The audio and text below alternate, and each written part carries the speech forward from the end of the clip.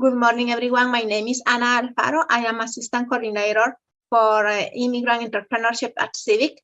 On behalf of our Executive Director, PH Dr. Jesus Martinez from Central Valley Immigration Integration Collaborative Civic, we welcome you to this webinar called Civic Engagement 101. And for this day, we will have a very interesting information because NALEO Educational Fund will cover the basics of civic engagement, how to get active, and potential community impact. This will also cover border education information. Of course, this is a non-partition webinar, so you are welcome. And of course, to my colleague, Osvaldo, can you introduce yourself too? Hi, Anna. Thank you so much. Hi, everyone. My name is Osvaldo Pauletti from Civic, and I am a community organizer. And today, I'm so glad. Let me introduce to my colleagues Quintila Avila, and Marta Gonzalez from NALEO Educational Fund. Welcome. And I just want to say at the end of this presentation, we're having section for about questions and answers. So be free to put in the chat any questions that you have. And at the end of the presentation, my partners and colleagues will try to explain to you. Thank you so much, and you're welcome, Quintila Ávila and Marta. Muchas gracias, es un placer, Ana y Osvaldo, buenos días a todos. Thank you so much for inviting NALEO Educational Fund to speak to you and your community about civic engagement. With me is our California team, California Civic Engagement team, Marta Gonzalez, Senior Program Manager, and Omar Ritzil, California Program Coordinator. Next slide. For those of you who are not familiar with NALEO Educational Fund, it is the largest nonprofit, nonpartisan organization that focuses on Latino empowerment from citizenship to public service. We have offices in California and New York, Texas, Florida, North Carolina, Washington, D.C., and growing in other areas. Where Latinos are, we are there. And I may note that I was part of the my family and I were in the NALEO workshop in the 90s, and I became a naturalized citizen because of NALEO.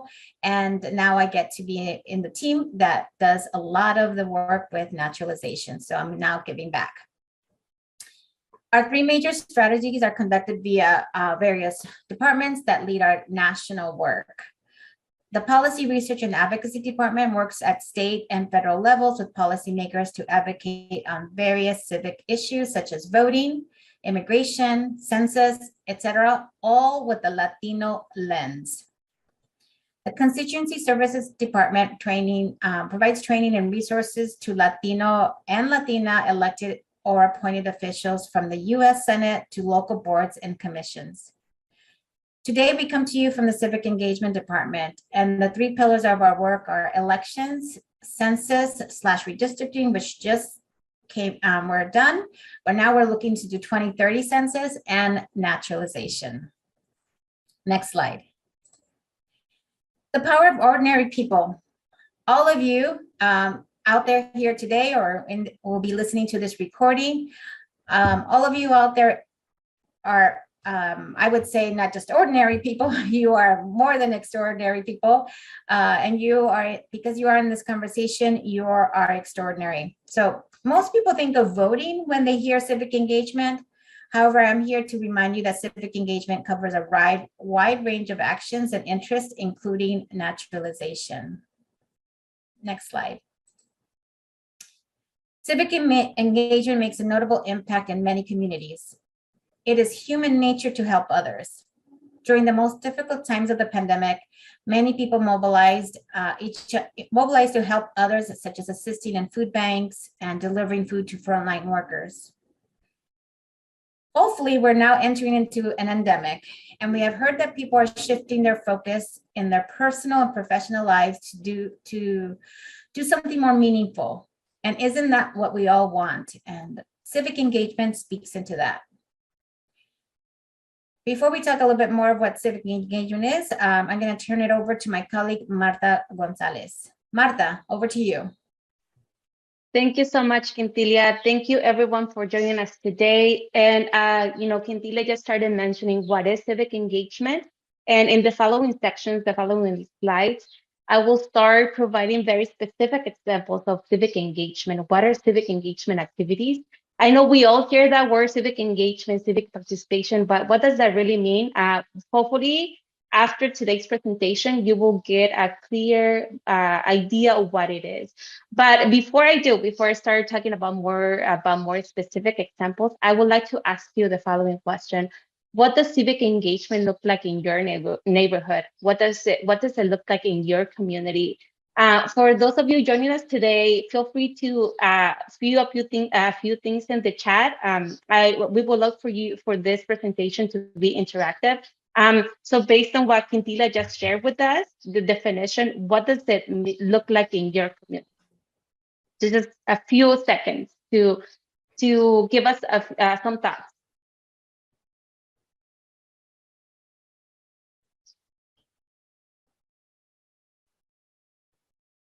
Okay, well, I can give you a very simple example.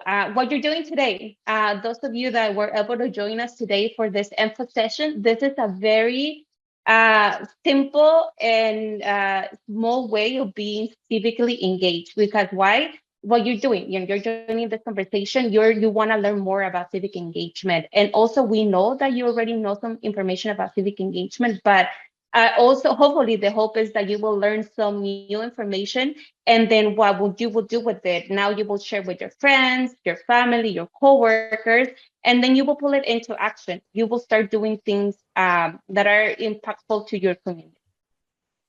And as I mentioned just a couple of minutes ago, now I would like to provide specific examples of what does it look like in your community. For example, the picture that you're seeing on your screen right now, it's I heart Watts. I want to say I love Watts, but it's actually I heart Watts. That's the name of this group that that is on the picture, and it's a community group in the city of Watts in LA County that was created by community residents. It was by their own community, put together by the community. And they are a very active group that focuses on bringing resources, bringing material, bringing education, bringing information for that community. I know you live in the Central Valley, but Watts, it has a history of being under-resourced. It had a history of being a high levels of violence. So I think that's the reason this group wanted to come together, to bring resources, education, to make it a little bit more welcoming to the residents that were living in this community. Next slide. Yes. So the picture that you also see on your screen, it's about it's about images of communities and mujeres in action, sharing information and resources to keep their communities educated on COVID-19. Yeah, a lot of, during the pandemic, a lot of people wanted to get involved. They wanted to do something about it. And what the women that you're seeing on your screen, they came together. They participated on vaccine clinics. They joined webinars. They wanted to know more information so that in turn, they could go and share that information in their communities. And also the picture below is of a training with Clínica Romero Promotoras in LA. And the point of that training was to learn on how to report myths and disinformation. As you know, the myths and disinformation was big during the 2020, well, even before previous elections. So they wanted to know how to identify it and how to report it. So that is just another way how to be involved in your community. And then the next slide, it's advocating at the different levels of government. And before I start talking about being involved with the government, connecting with your local official. Before I start saying those things, I would like to highlight and reiterate to you that civic engagement looks very different for different people. What it means to me it will be a different thing for someone else. It might be very different to to my colleagues, to my friends, to my family. But for this slide, it says advocating at the different levels of government. I want to provide an example of what it means to me. So when I was in grad school a couple of years ago, not too long ago, a group of social work students, and of course I joined that group of social work students, and we drove to Sacramento. We drove to the state capitol, and we wanted to meet with our own representatives. So I met with my own state senator and my state assembly member to advocate and to talk to them about state legislation that at that time, I believe it was in 2000 and I don't remember the year, 2016. And we spoke to them about legislation that was being passed at that time, or what was being discussed at that time. And it was to provide healthcare to all California residents, regardless of immigration status. And because as a social work student, we felt very passionate about that. So we spoke to them. We talked to them about the importance of passing such legislation, and advocating to vote in favor for it. And so that was at the state level. At the local level, now I a Fontana resident. So what it means to me, being civically engaged at the local level, is calling my city council member to tell them about the need for more lighting. I live on a street that there is not enough lighting. So I call them and I tell them we need more lighting, because what it means, not having enough lighting, higher chances of vandalism and crime. And also at the federal level, my congresswoman is Norma Torres. So connect them to her office, her district office. You can call the district office. You can call in DC and call and tell them, what is the member? I'm a constituent. I live in her district. What is she doing about X, Y, and Z? In my case, I've been calling her about what is she doing about climate change, because that is very passionate to me.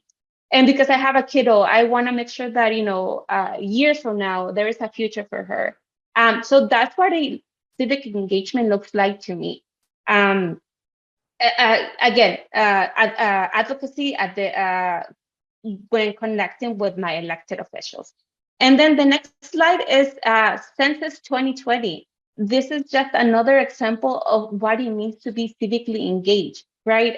Anyone could participate in the Census 2020, regardless of immigration status. So this is just another example of how some people would say, well, I'm undocumented. I don't know what I can do. I don't know how I can be civically engaged. Well, if they participated in Census 2020, that was a way of being civically engaged. If you were part of the census campaign, if you completed your census form, if you make sure that your family members and your community were counted, you were doing a civic activity. You were participating civically. And why it's important? Because power is money. So participating in the census means that we were counted, and then those resources were coming to our communities.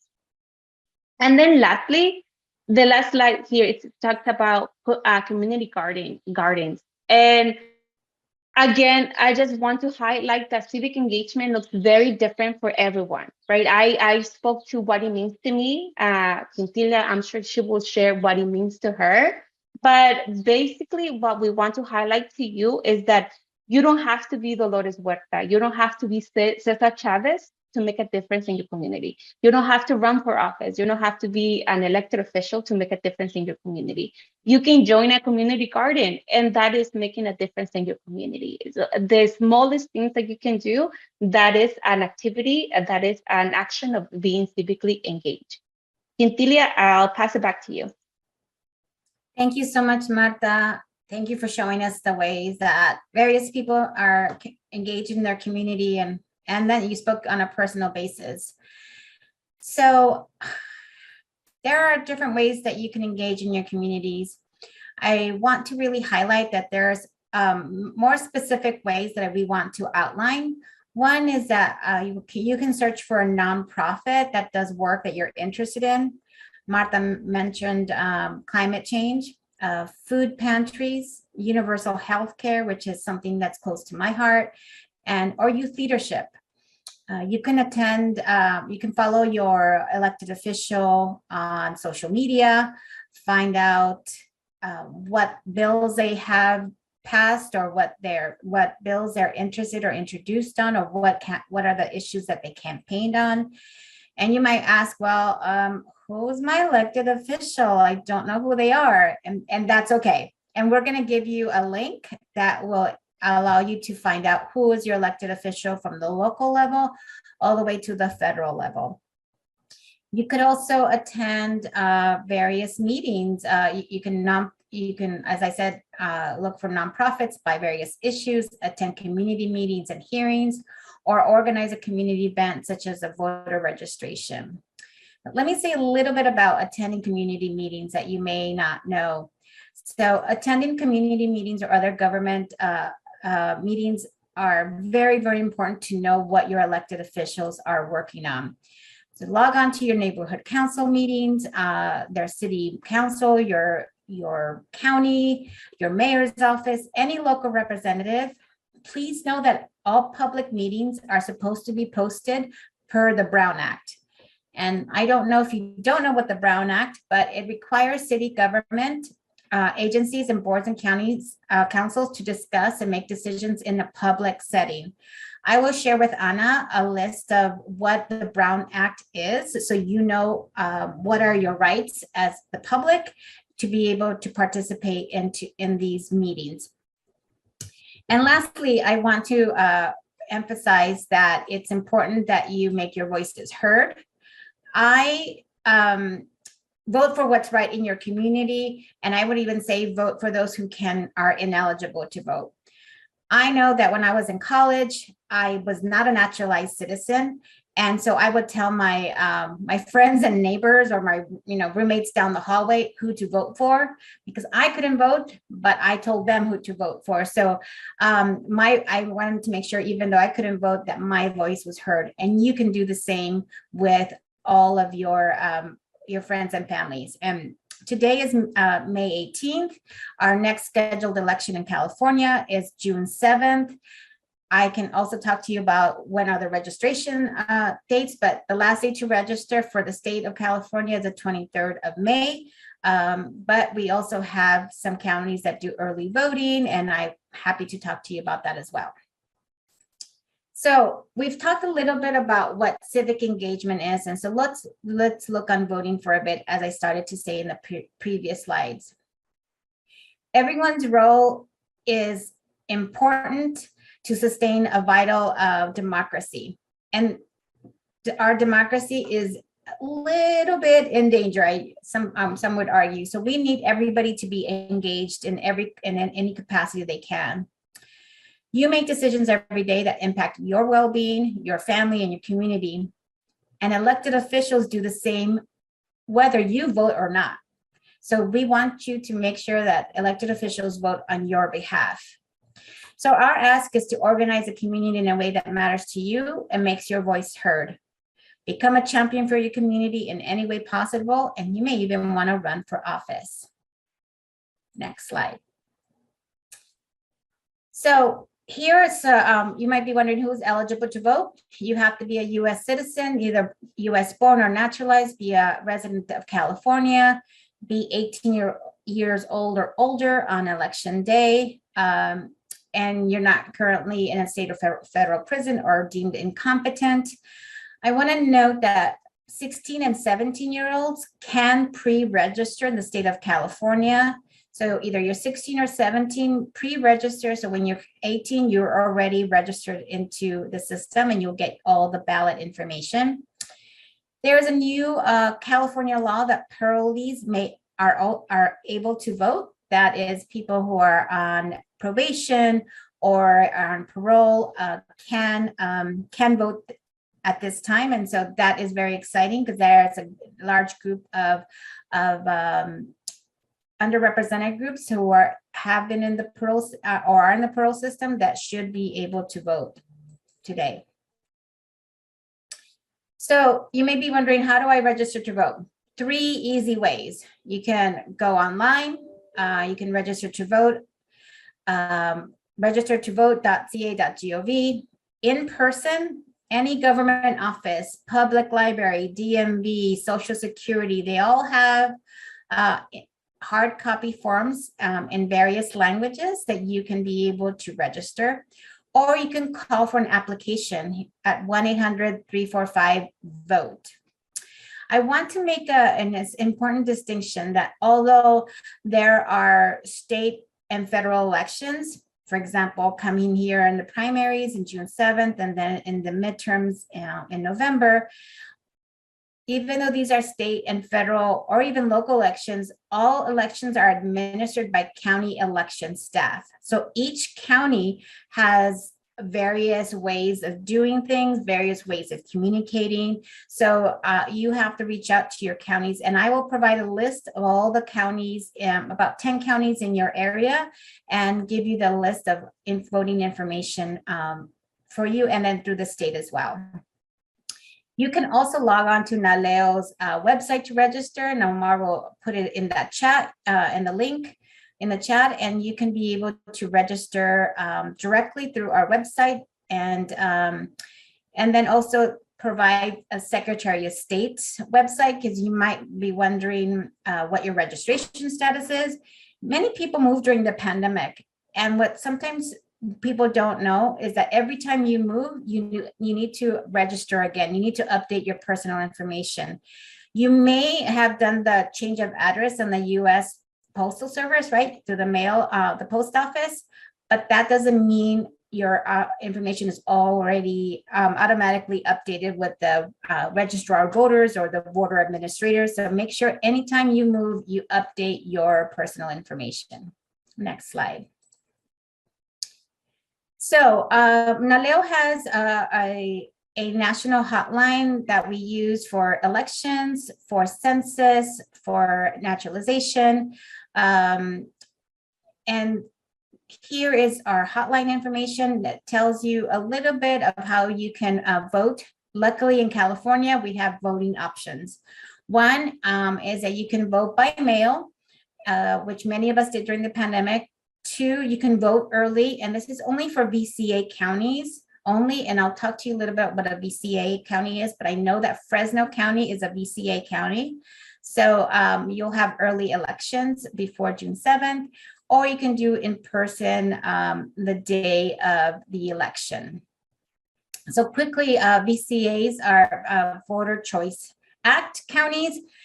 Most of the counties in California do offer Voters Choice Act that give information in various languages. You have voting centers.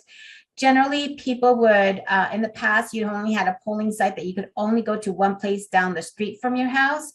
Now you can vote in anywhere in the county. So if you live on the east part of the county, but you work on the west side of the county, but you're visiting friends in the central part of the county, you can vote anywhere. Any voting center you are eligible to vote. So I want to talk to you a little bit about some voting challenges that we know that exist among Latinos. Latinos often fail to note their voting rights. Not only their rights, but information about voting. Where do I go? What time do the polls close? How do I register? So representation is contingent on all of us participating in the civic engagement process. Everyone who's eligible to vote should vote. But there are some things that sometimes lead us to not vote. There's mis and disinformation, a little bit that Martha mentioned earlier. It was very prominent in the 2016 elections, the 2020 elections, and we anticipate that in 2022 will be the same thing. And even with COVID-19, there's a lot of misinformation. So research suggests that there exist concerns about the trustworthiness of election systems. And so please note that elected officials election administrators go above and beyond to ensure that all elections are counted correctly, and that there is integrity in all the voting. So please share with your friends and your colleagues that there is misinformation, but this should not prohibit them from voting in the voting process. And also, while many jurisdictions are making vote by mail more accessible, like in California during the pandemic, now Senator Alex Padilla, then Secretary of State Alex Padilla, he enforced that everyone who's registered in the state of California will get a vote by mail. However, we're not sure if Latinos tend to vote by mail more or less, and so the jury's still kind of out on that information. So we want to make sure that people know their voting options. Next slide. So I'll give you just a quick moment to just read through these. These are your voter bill of rights. What I really want to highlight is that in Section 208 of the Voting Rights Act of 1965, each voter who cannot read and write in English or mark independently their ballot has a right to get assistance of any person of their choice, other than their employer or union representative. And that's to avoid intimidation, right? And I'll give you a personal example. My dad was legally blind. So him and I always voted together. We are naturalized citizens, and as Martha is also a naturalized citizen, many of us who are naturalized citizens tend to be very excited about voting and vote every year, and we're lifelong voters. I assisted him in every election. He had me. But what about the single mother of 3 who doesn't speak English and works 3 jobs? Who's helping her to vote?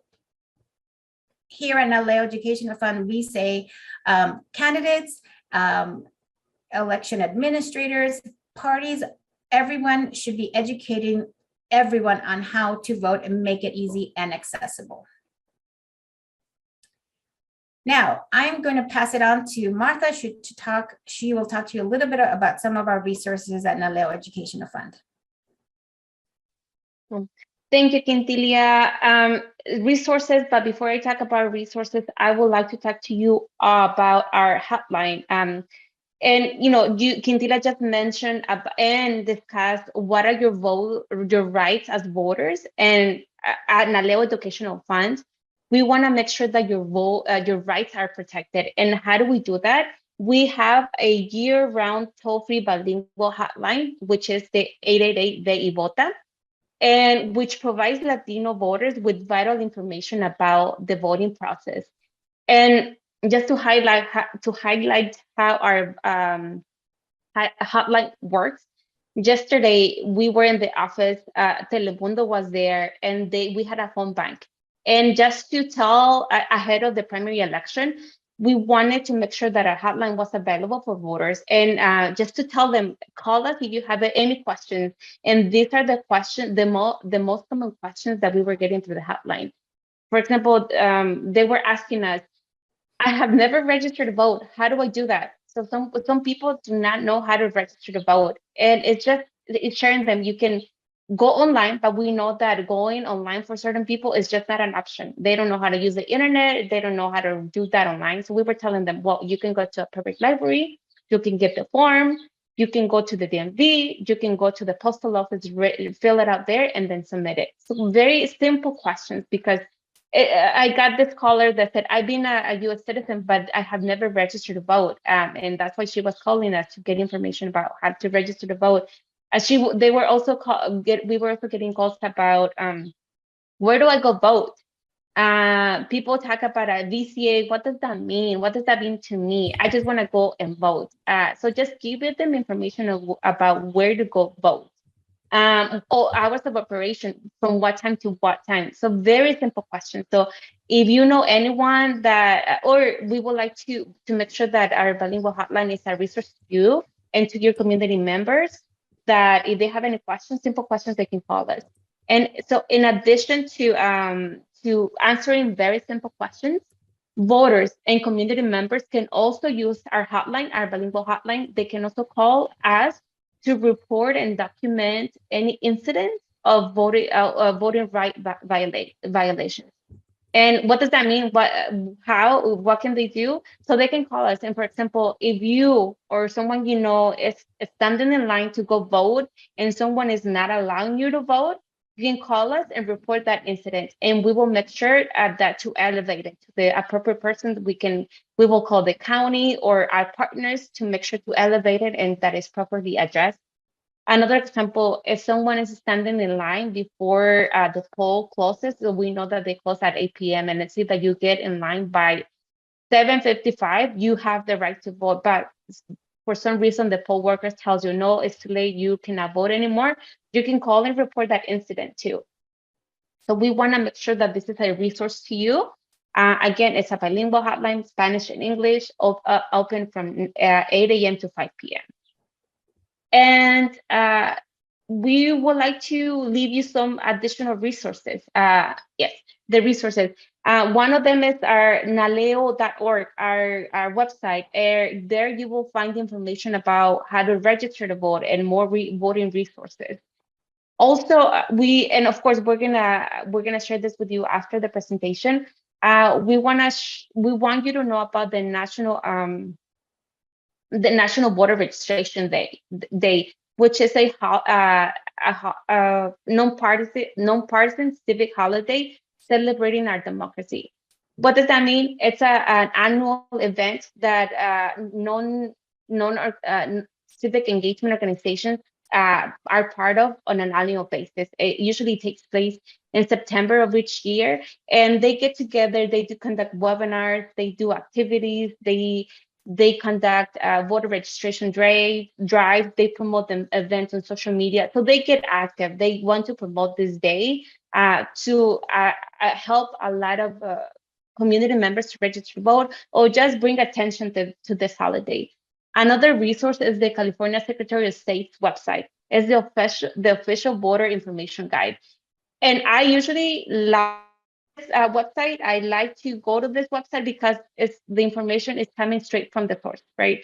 Nonpartisan, factual information. So it's a very resource to have whenever you have information about elections. That's the resource. But again, depending on your county, and then it will direct you to your county.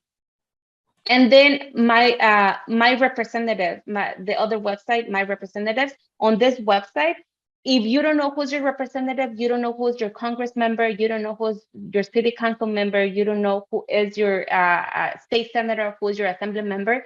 If you go to that website, you just put your address and then it will tell you who is your Congress member, all your elected officials. Very helpful website to use. And lastly, Voters Edge California provides detailed information about voter guide, the different ballots and the candidates. Very helpful information for you to be ready when you're about to vote. And I'll pass it to Quintilia. She's going to provide us more additional resources. Thank you, Marta. Yes, so just one slide back for a quick second. Thank you, Omar. I really want to highlight that many people just don't know who their representatives are. We do have another presentation that talks about the term offices for all your state and local and federal election officials. So happy to talk to you about that at another time. The California Secretary of State's website, I think Omar has put that in. I want to note that it's available in English and Spanish and about 10 other languages as well. So you can pass it on to anyone. You can check if, wow, I don't know, did I register? I forgot. Or what party am I registered with? Or I moved and I don't remember where I am or where I'm registered. So it gives you an option to do lots of information to check your registration status. It also helps you find, once you vote, that your ballot actually was received and counted. So you can sign up to Where's My Ballot on that same website, and you'll get an email or a text and include your information and address, and you'll get information about that. One thing I want to quickly highlight before we go on to the next slide is that I will be sharing with Ana a list of Central California voter information resources. It will include the California Secretary of State, and it will include Fresno, Kings, Madera, Mariposa, Merced, Monterrey, San Benito, Stanislao, Tulare, and Tuolumne counties.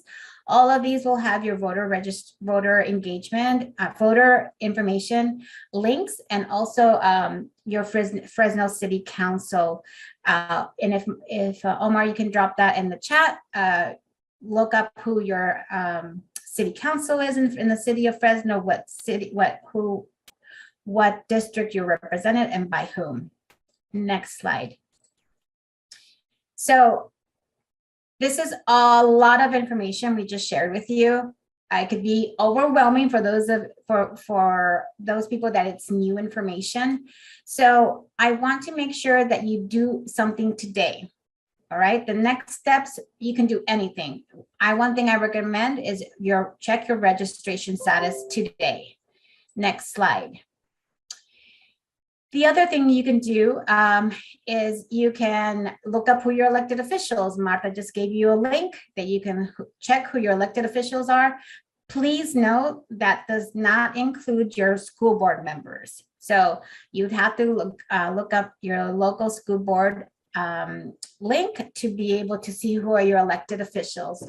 And one thing to note that sometimes people don't know this, that your local school board member approves what books are used by everyone in that district. So really think about our Latinos in our Latino history are in those books that are approved by your local school board. I encourage you to contact your elected official on a community concern. Maybe you've seen too many potholes. Maybe you've seen that there's, maybe you live in an agricultural area and there's not enough stop signs. Please, I encourage you to reach out to your elected official. Find and attend an upcoming meeting. I will share with Anna also the Brown Act information, so you'll know that you can log into any of your elected officials' websites, whether it's the County Board of Supervisors, your city council, any neighborhood council. All of that information should be available to you, so you know what are the issues that your elected officials are discussing or thinking about to pass in the next couple of months, in the next year. Also, I want you to volunteer. There are a lot of things out there in your community. The purpose of this webinar is not just to give you information, but we want people to turn this information to action. So today, do something. Check the registration status of all your family members. Are they registered? Let them know that the registration date is coming up May 23rd and the election day is June 6th. Next slide. Perfect. So I want to thank you for your time. Here is my contact information and Marta's contact information. Follow us on social media. We're on Twitter, we're on Instagram, and then our Facebook page. And I will pass it back to Ana. So I only want to say that thank you, Quintilia, Marta, and Omar for the great presentation, all the information and updates that you have presented today. And of course, we will going to share this information by YouTube and email to all the people who has registered to this presentation. And thank you again in name of our organization, Civic. We really appreciate the time you have taken for being here with us, and we hope to see you then. Thank you. Have a nice day.